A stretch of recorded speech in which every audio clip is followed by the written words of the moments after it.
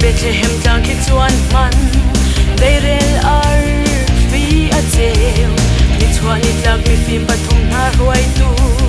Bethlehem lung rona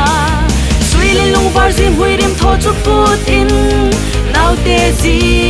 su an biak Ban siang pa sang boy bik fa pa ngai chun tu Kan cha a chuak chang a sang bik bana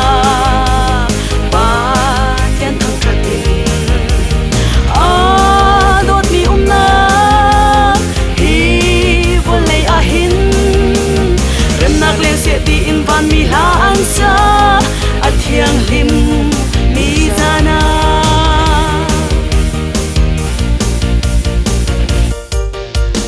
tu khal na zong cheu nak ban mi chu an mu tin phangin la u David ko a an sa khap tu mesia chu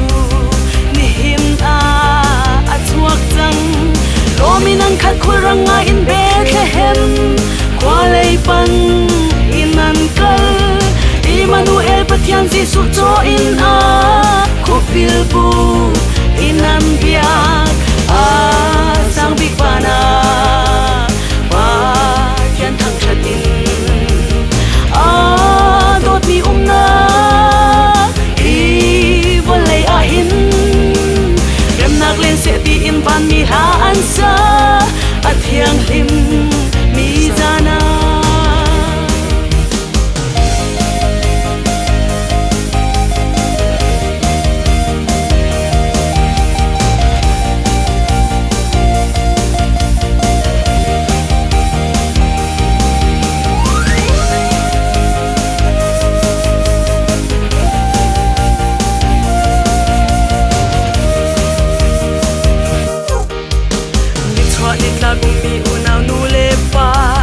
Christmas ni sung loi a nung ron kho to bang in ti bung a leng bang sul khai mai an kal chiao a khum to ke a khum shing shan December Christmas lom nak ni sung chun ni tlak le zan kho dei zong kan chim lo chwa ni lom nak ni sung a sang big bana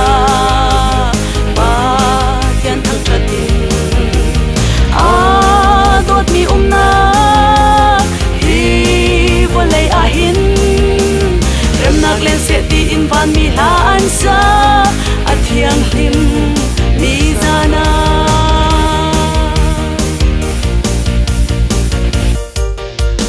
mi sim na bang lak song rim tho kan ngei lo kan pathian ke shama mi chwa ni tlak thak le thlang ni a mi hoi kom do na cha Christmas lak song khaza cham tek cha u si chu man sung a si pathian den nong Bible za thiang kwa u 西，看着nun nag asi.